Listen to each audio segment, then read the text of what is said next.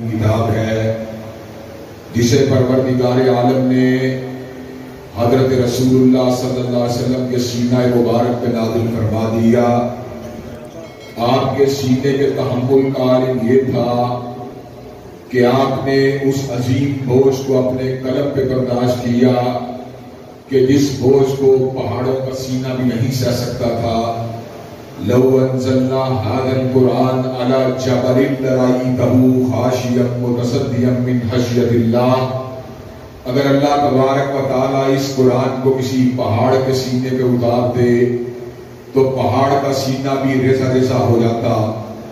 حضرات گرامی قدر، حضرت رسول اللہ صلی اللہ علیہ وسلم کے قلب اطہر پر اس کتاب کو اتارنے کی غرض و غایت کیا تھی؟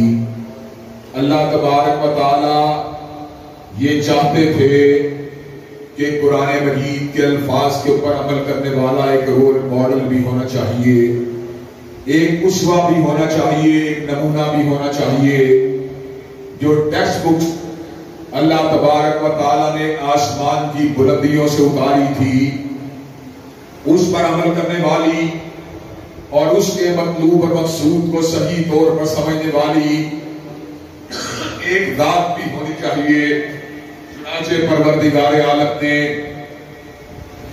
حضرت رسول اللہ صلی اللہ علیہ وسلم کے قلب اطہر کے اوپر کتاب حمید کا نزول فرما دیا، اور میں آپ حضرات کے سامنے آج اس بات کو مختصر طور پہ رکھ دینا چاہتا ہوں۔ اگر حضرت رسول اللہ صلی اللہ علیہ وسلم کی ذات بابرکات کو قرآن کے الفاظ سے جدا کر دیا جائے تو رب کعبہ کی قسم ہے انسانوں کو منزل نہیں مل سکتی، انسانوں کو ہدایت نہیں مل سکتی، انسانوں کو سیدھا راستہ نہیں مل سکتا۔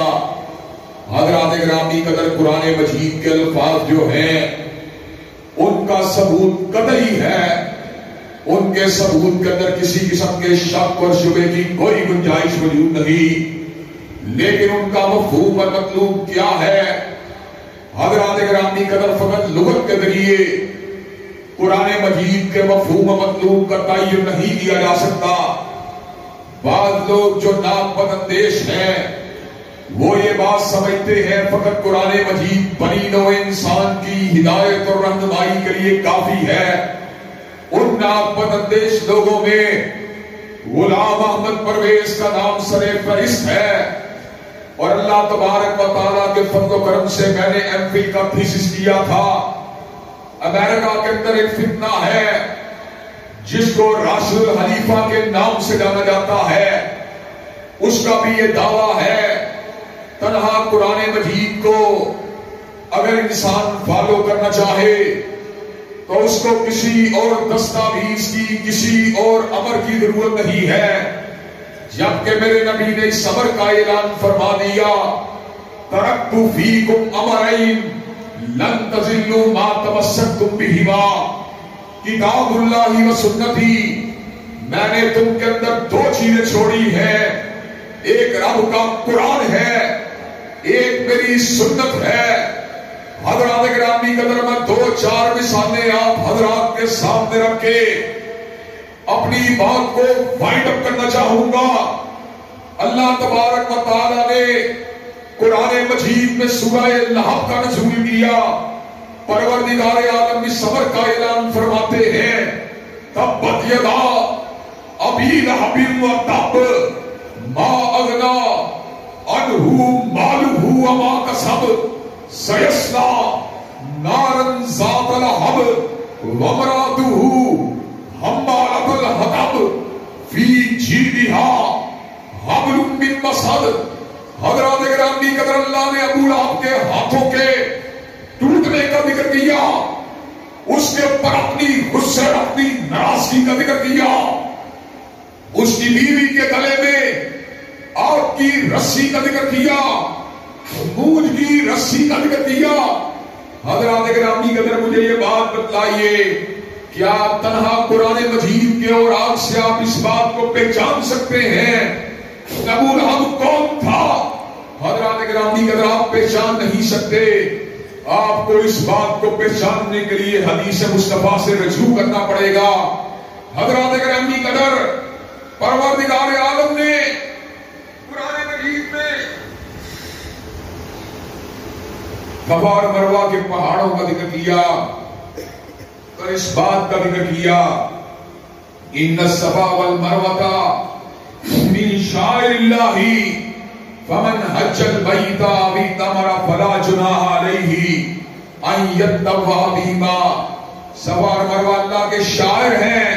جو حج اور عمرہ کرنے جائے اسے ان کا طواف کرنا چاہیے, ان کی سعی کرنی چاہیے. حضرات گرامی قدر سعی کے چکر کتنے ہونے چاہیے؟ سعی کا آغاز صفا سے ہونا چاہیے کہ مروہ سے ہونا چاہیے؟ حضرات گرامی قدر تنہا قرآن آپ کو یہ بات نہیں بتلا سکتا. آپ کو یہ بات کو سمجھنے کے لیے کہ 7 چکروں کے لیے صفا پہاڑی سے مروہ سے ہو کر صفا تک آنا ضروری نہیں, بلکہ صفا سے مروہ پہاڑی کا ایک چکر مکمل ہو جاتا ہے.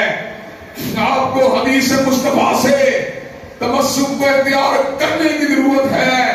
حضرات گرامی قدر اللہ تبارک و تعالیٰ نے قرآن مجید میں اس بات کا ذکر کیا الحج اشہر معلومات, حج کے مہینے معلوم ہیں. حضرات گرامی قدر ہمیں حدیث نے بتلایا شوال ذی-قعدہ اور ذی-الحجہ کے اندر جو احرام باندھے وہ حج کا احرام باندھ سکتا ہے. حضرات گرامی قدر تنہا قرآن مجید ہمیں یہ بات نہیں بتلاتا حج کے مہینے کون کون سے ہیں. اللہ نے قرآن مجید میں اس بات کا ذکر کیا حافظوا علی الصلوات والصلاۃ الوسطیٰ, نمازوں کی حفاظت کیا کرو, خصوصاً نماز وسطیٰ کی حفاظت کیا کرو. تنہا قرآن مجید سے یہ بات سمجھ میں نہیں آ سکتی نماز وسطیٰ سے مراد کون سی نماز ہے؟ ظہر کی نماز, عصر کی نماز, مغرب کی نماز, عشاء کی نماز, فجر کی نماز. اور میں یہاں تک یہ بات کہتا ہوں اللہ نے نماز کو قائم کرنے کا حکم دیا, لیکن رب کعبہ کی قسم تنہا قرآن مجید سے ہم فجر کی رکعتوں کا تعین نہیں کر سکتے, ظہر عصر کی رکعتوں کا تعین نہیں کر سکتے. ہمیں دین کے اوپر اپنی پیدائش کے دن کے سے لے کر اپنی موت کے دن تک قرآن مجید کے ساتھ سنت نبی شریف کو بھی پکڑنے کی ضرورت ہے. اور اللہ تبارک و تعالیٰ کے فضل و کرم سے ہماری جماعت وہ جماعت ہے جس کو یہ اعزاز حاصل ہے. ہم نے نہ ایک کی بات کی ہے نہ 3 کی بات کی ہے, ہم نے جب بھی بات کی ہے یا آپ کے قرآن کی بات کی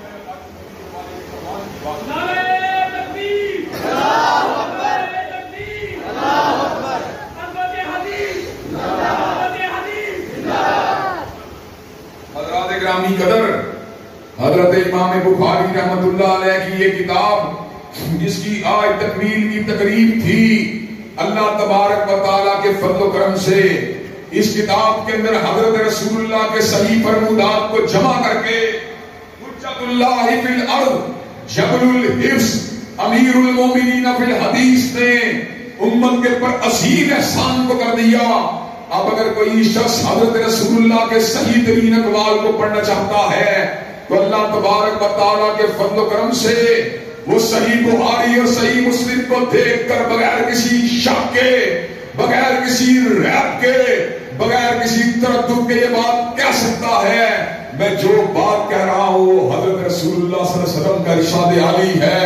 اور حضرات گرامی قدر اللہ تبارک و تعالیٰ کے فضل و کرم سے ہم نے مرکز حاضہ میں جہاں پر طلباء کو کتاب و سنت کا سبق پڑھایا, جہاں پر ان کو ناظرہ قرآن پڑھایا, جہاں پر ان کو قرآن مجید کے حفظ کے مدارس سے گزارا, وہاں پر اللہ تبارک و تعالیٰ کے فضل و کرم سے ان کو سنت نبی شریف کو بھی پڑھنے کا سبق دیا. اور اس کے ساتھ ساتھ صرف یہ سبق نہیں دیا کہ ہم نے قرآن کو پڑھنا ہے, ہم نے کالی کملی والے کے فرمان کو پڑھنا ہے, بلکہ یہ سبق بھی ان کو پڑھایا اور اچھی طرح سکھلایا کہ اللہ تبارک و تعالیٰ کے فضل و کرم سے کتاب و سنت کو پاکستان کے انشاءاللہ کتاب و سنت کے جھنڈوں کو اس ملک کے اوپر لہرانا بھی ہے. حضرات گرامی قدر اللہ تبارک و تعالیٰ کے فضل و کرم سے یہ ان پڑھوں کی جماعت نہیں, حضرت شہید ملت رحمت اللہ علیہ اس مرکز کے بانی تھے اور آپ نے خود حضرت حافظ محمد گوندلوی رحمت اللہ علیہ کے سامنے زانو تلمس کو طے کر کے بخاری شریف کو سبتن پڑھ کے اور اللہ تبارک و تعالیٰ کے فضل و کرم سے کتاب و سنت کو اپنے سینے میں محفوظ کر کے کائنات کے لوگوں کو اس بات کی دعوت دی، کائنات کے لوگوں سن لو، انشاءاللہ کائنات کے اندر پرچم اگر لہرایا جائے گا تو یا رب کے قرآن کا لہرایا جائے گا، کالی کا دیوارے کے قرآن کا لہرایا جائے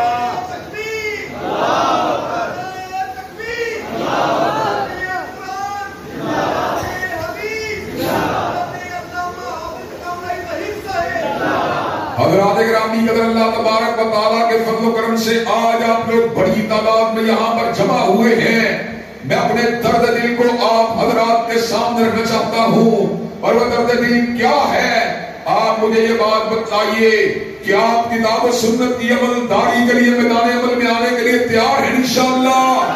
کیا آپ کو اس کے لیے قربانیاں دینا پڑے، آپ قربانیوں کو دینے کے لیے تیار ہیں انشاءاللہ؟ کیا آپ کو اس کے حوالے سے تن من دھن کو نچھاور کرنا پڑے، آپ یہ کام کرنے کے لیے تیار ہیں انشاءاللہ؟ انشاءاللہ مرکز ہادہ سے انقلاب کا سفر جو ہے جاری و ساری رہے گا۔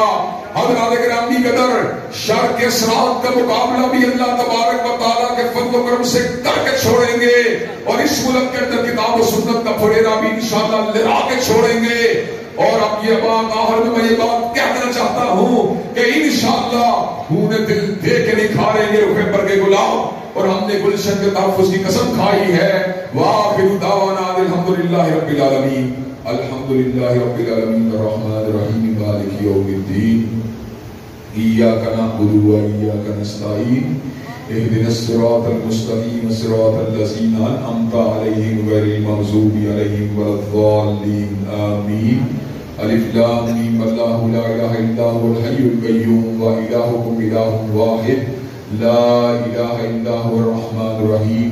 اللہم صلی علی محمد و علی آل محمد کما صلیت علی ابراہیم و علی آل ابراہیم انک حمید مجید۔ اللہم بارک علی محمد و علی آل محمد کما بارکت علی ابراہیم و علی آل ابراہیم انک حمید مجید۔ اے اللہ اپنے فضل و کرم سے جتنے طالب علم تقریب کے اندر بخاری شریف کی سند کو حاصل کرنے میں کامیاب ہوئے، انہیں عالم باعمل کی حیثیت سے زندگی گزارنے کی توفیق عطا فرما۔ اے اللہ ہم سب کو بڑھ چڑھ کے دین کی خدمت کرنے والے لوگوں میں شامل فرما۔ اے اللہ دین و دنیا کی اعلیٰ ترین کامیابیوں کا امرانیوں سے ہمکنار فرما۔ اللہ دنیا و آخرت کی ذلت و رسوائیوں سے محفوظ و مامون فرما۔ اے اللہ مرکز ہادہ کو مینارہ نور بنا۔ اے اللہ اپنے فضل و کرم سے دین کی خدمت کے لیے یہاں پہ کام کرنے والے اساتذہ کو منتخب فرما۔ اے اللہ ہماری روحانی جسمانی بیماریوں کو دور فرما۔ اے اللہ ہمارے نفسیاتی جسمانی عارضوں کو دور فرما۔ اللہ ہم سب کے گھروں میں امن و سکون اور راحتوں کا نزول فرما۔ اے اللہ اپنے فضل و کرم سے ہم سب کو دین کی خدمت کرنے والے لوگوں میں شامل فرما۔ اے اللہ دین و دنیا کی اعلیٰ ترین کامیابیوں کا امرانیوں سے ہمکنار فرما۔ اللہ دنیا و آخرت کی ذلت و رسوائیوں سے محفوظ و مامون فرما۔ اے اللہ اپنے فضل و کرم سے علم، حکمت، دانائی اور ایمان سے ہم سب کے سینوں کو منور فرما۔ ربنا آتنا فی الدنیا حسنۃ وفی الآخرۃ حسنۃ وقنا عذاب النار۔ اللہم صلی علی محمد وعلی آل محمد کما صلیت علی ابراہیم وعلی آل ابراہیم انک حمید مجید۔ اللہم بارک علی محمد وعلی آل محمد کما بارکت علی ابراہیم وعلی آل ابراہیم انک حمید مجید۔ سبحان ربک رب العزت عما یصفون والسلام علی المرسلین والحمد للہ رب العالمین۔